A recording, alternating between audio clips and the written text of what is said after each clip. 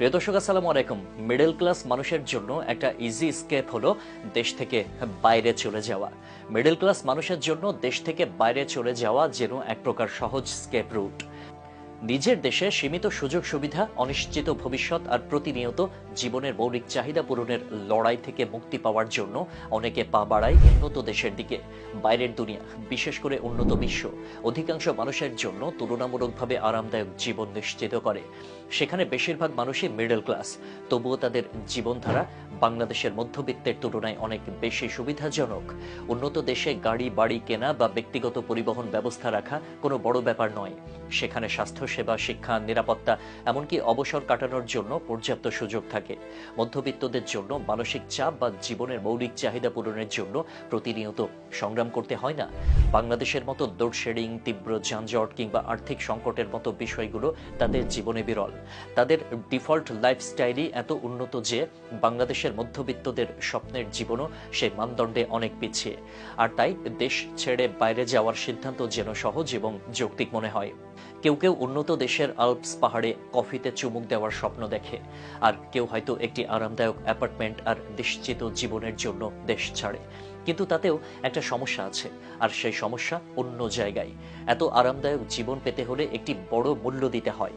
উন্নত দেশে বসবাসের স্বাচ্ছন্দ্যপূর্ণ জীবন অনেক ক্ষেত্রে আপনাকে একাই ভোগ করতে হবে, কারণ আপনার পরিবার, বাবা মা, ভাই বোন, আত্মীয় স্বজন তখনও সেই অনুন্নত দেশে একই কঠিন বাস্তবতার সাথে প্রতিনিয়ত লড়াই করতে থাকবে।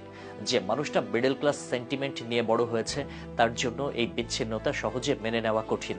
আপনি হয়তো নিজের জীবনে উন্নতির জন্য বিদেশে যাচ্ছেন, কিন্তু পরিবারের সঙ্গে সময় কাটানোর যে মানসিক প্রশান্তি, তা হারিয়ে ফেলছেন।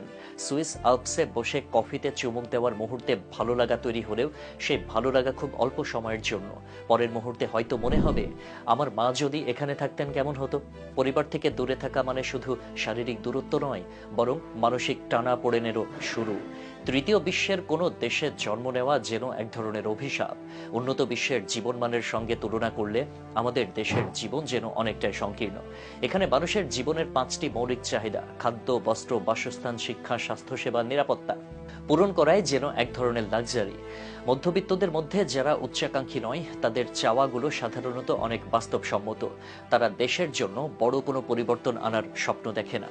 তারা চায় শুধু একটি সুস্থ, স্বাভাবিক জীবন, যেখানে পরিবার একসঙ্গে থাকবে এবং মৌলিক চাহিদাগুলো পূরণ হবে। বিদেশে যাওয়ার সিদ্ধান্ত নেওয়া এতটা সহজ নয়। এটি শুধু ভালো থাকার প্রশ্ন নয়, বরং তা পরিবার, নিজের শেকড় ছেড়ে যাওয়ার প্রশ্ন। অনেকে তাই দ্বিধায় পড়ে যে উন্নত জীবনের লোভে পরিবারকে ছেড়ে যাওয়া কতটা সঠিক। শেষ পর্যন্ত মিডল ক্লাস মানুষের জীবনের এই টানাপোড়েন যেন তাদের নিয়তি। তারা চায় উন্নত জীবন, কিন্তু চায় না পরিবার থেকে দূরে থাকতে। এই দ্বিধা এবং গিল্ট নিয়ে তারা হয়তো সারাটা জীবন কাটিয়ে দেয়। দেশের অবস্থার পরিবর্তন না হলে এই চক্র কখনো ভাঙবে না। দেশকে উন্নত করার স্বপ্ন হয়তো অনেক দূরের ব্যাপার, কিন্তু একটি সাধারণ সচ্ছল জীবন চাওয়া কি খুব বেশি? ইংলিশ ফ্যান্টাসি আবাসিক কেয়ার এমন একটা প্রতিষ্ঠান যেখানে প্রতিটি শিক্ষার্থী ইংরেজিতে কথা বলে।